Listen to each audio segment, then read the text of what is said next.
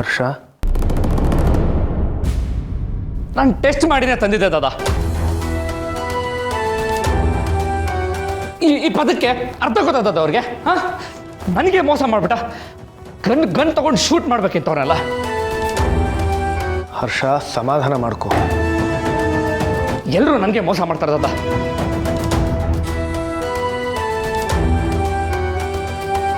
ಹರ್ಷ, ಇವತ್ತು ನಿನ್ನ ಹುಟ್ಟಿದ ಹಬ್ಬ.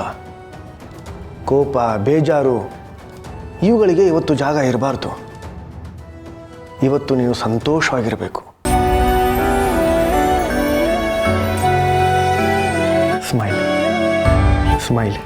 ದಾದಾ, ನಾನು ಎಲ್ಲಿ ತಪ್ಪು ಮಾಡ್ತಿದ್ದೀನಿ ಅಂತಲೇ ನನಗೆ ಗೊತ್ತಾಗ್ತಿಲ್ಲ. ಹರ್ಷ, ಯಾವುದೇ ವಿಷಯಕ್ಕೆ ಆತಂಕ ಪಡಬೇಡ.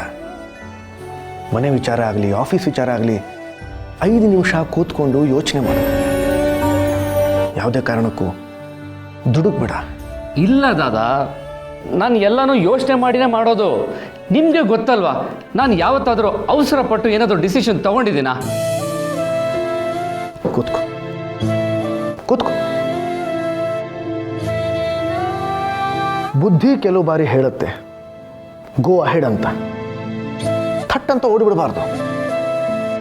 ಒಂದು ಕ್ಷಣ ನಿಂತು ನಮ್ಮ ಮನಸ್ಸಿಗೆ ಕೇಳಬೇಕು. ಅದು ಹೇಳುತ್ತೆ ಏನು ಮಾಡಬೇಕು ಅಂತ. ನಿನಗೆ ಬೇಜಾರಾಗದೇ ಇದ್ರೆ ಒಂದು ವಿಷಯ ಹೇಳ. ಹೇಳಿ ದಾದಾ.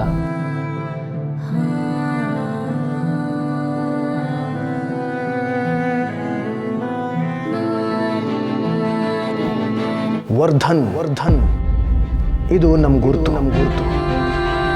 ಈ ಹೆಸರಿನ ಮೇಲೆ ಜನಗಳಿಗೆ ಅಭಿಮಾನ ಇದೆ. ಮುಖ್ಯವಾಗಿ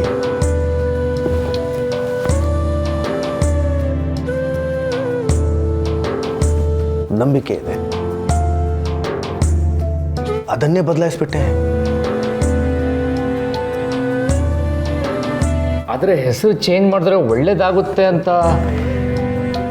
ಆಯ್ತಾ, ನೋಡು, ಅಮ್ಮ ಇಟ್ಟಿರೋ ಹೆಸರು ನಮಗೆ ಒಳ್ಳೇದಾಗಬೇಕು ಅಂತ ಮನಸಾರೆ ಹರಿಸಿ ಇಟ್ಟಿದ್ದಾರೆ. ಯಾರೋ ಬಂದು ಒಂದು ಅಕ್ಷರ ಸೇರಿಸಿದ್ರೆ ತೆಗೆದ್ರೆ ಒಳ್ಳೇದಾಗಲ್ಲ ಕಣೋ. ಹೆಸರು ಮನುಷ್ಯನ ದೊಡ್ಡೋನ್ ಮಾಡಲ್ಲ. ಮನುಷ್ಯ ಸಾಧಿಸಿದ ಮೇಲೆ ಹೆಸರು ದೊಡ್ಡದಾಗತ್ತೆ. ವರ್ಧನ್ ಅಪ್ಪ ಅವರು ಸಾಧಿಸಿ ನಮಗೆ ಕೊಟ್ಟು ಹೋಗಿರ್ತಕ್ಕಂಥ ಹೆಸರು. ಅದನ್ನು ಹೆಮ್ಮೆಯಿಂದ ಹೇಳ್ಕೊ. ನೀನು ಹರ್ಷವರ್ಧನ್ ಅಂತ.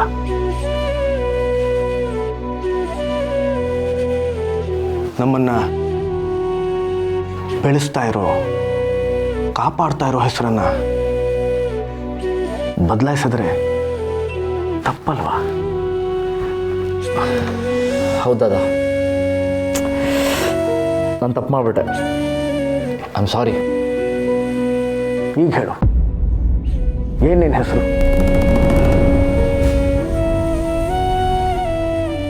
ಹರ್ಷವರ್ಧನ್. ಇವತ್ತು ನಿನ್ನ ಹುಟ್ಟಿದ ಹಬ್ಬ. ಇವತ್ತು ನಿನಗೆ ಮತ್ತೆ ನಾಮಕರಣ ಆಯಿತು. ಕಂಗ್ರ್ಯಾಚುಲೇಷನ್ಸ್.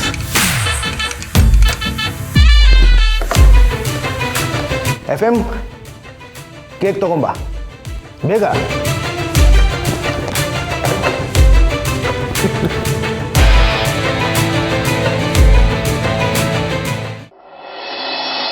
ರಮ್ಯಾ, ಕೇಳಿಸ್ಕೋ ಸರ್, ಇದೆಲ್ಲ ನನಗೊಂಥರ ಕನ್ಸಿನ ತರ ಇದೆ.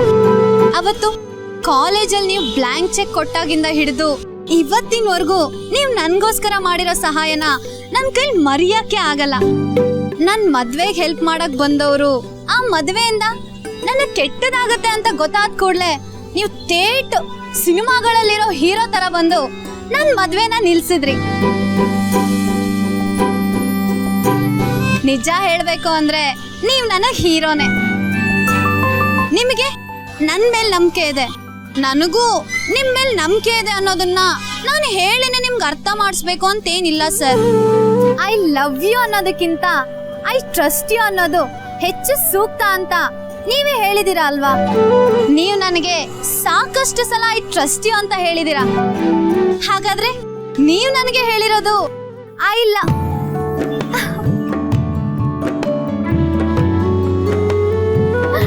ಇರ್ಲಿ ಬಿಡು. ಅಪ್ಪ ಅಮ್ಮಂಗೆ ನನ್ ಮೇಲೆ ತುಂಬಾನೇ ಪ್ರೀತಿ ಕಾಳಜಿ ಇದೆ, ಅದು ಸಹಜನೇ. ಆದ್ರೆ ನೀವ್ ನನಗೆ ಯಾರು?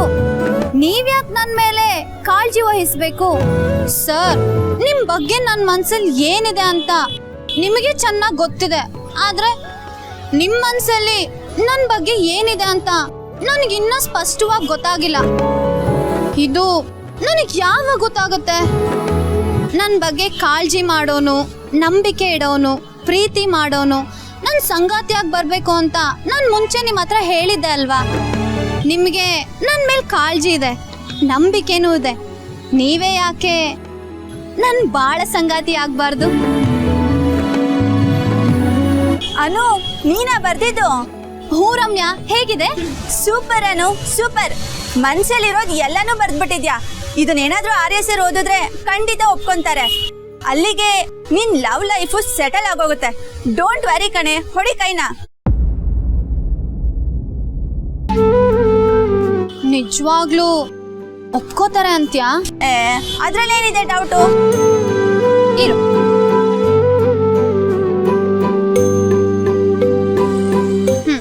ಇವೆರಡ್ರಲ್ಲಿ ಒಂದ್ ಮುಟ್ಟು. ಇದೆಲ್ಲ ಬೇಕಾಗಿಲ್ಲ, ನೀ ಸುಮ್ನೆ ಹೋಗಿ ಲೆಟರ್ ಕೊಡು. ರಿಸಲ್ಟೇ ಗೊತ್ತಾದ್ಮೇಲೆ ಹಾಲ್ ಟಿಕೆಟ್ಗೆ ಯಾಕಮ್ಮ ಪೂಜೆ ಮಾಡ್ತೀಯಾ? ಹೋಗು ಪುಟಿ, ಹೋಗು.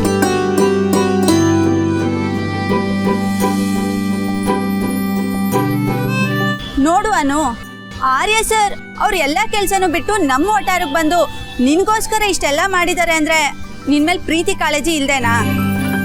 ಅವ್ರಿಗೂ ನೀನಂದ್ರೆ ಇಷ್ಟ ಕಣೆ. ಇಲ್ಲ ಅಂದಿದ್ರೆ ನಿನ್ ಮದ್ವೆಗೆ ಸಹಾಯಕ್ಕೆ ಅಂತ ಯಾರಿಗಾದ್ರೂ ಹೇಳಿ ಕಳಿಸ್ತಿದ್ರು ಅಲ್ವಾ? ಹ್ಞೂ, ಸಿನಿಮಾಗಳಲ್ಲಿ ಹೀರೋಗಳಿಗೆ ಲಾಜಿಕ್ ಇರಲ್ವಲ್ಲ, ಇದನ್ನು ಹಾಗೇನೆ. ಇಲ್ಲಿ ಲಾಜಿಕ್ ಇಲ್ಲ, ಎಲ್ಲ ಮ್ಯಾಜಿಕ್. RS ಸರ್ ಬಂದ್ರು, ಸಹಾಯ ಮಾಡಿದ್ರು, ಮದ್ವೆನೂ ನಿಲ್ಸಿದ್ರು. ಎಲ್ಲ ಮಾಯಾ ಬಜಾರ್. ಈಗ್ಲೂ ಹೇಳು, ಎರಡರಲ್ಲೊಂದು ಮುಟ್ಬೇಕಾ? ರಮ್ಯಾ, ನೀನ್ ಈಗ ಹೇಳ್ಬೇಡ್ವೆ, ನನ್ನ ಉಸಿರಾಟ ಇನ್ನೂ ಜಾಸ್ತಿ ಆಗತ್ತೆ. ರಮ್ಯಾ, RS ಸರು ಈ ಲೆಟರ್ ಓದಿ ಏನಂತಾರೆ ಅನ್ನೋ ಭಯನಾ? ಅಲ್ಲ ಕಣೆ, ಕ್ಯೂರಿಯಾಸಿಟಿ. ನೀನ್ ಕ್ಯೂರಿಯಾಸಿಟಿನ ನಾನೇ ಕೊಂದ್ಬಿಡ್ಲಾ?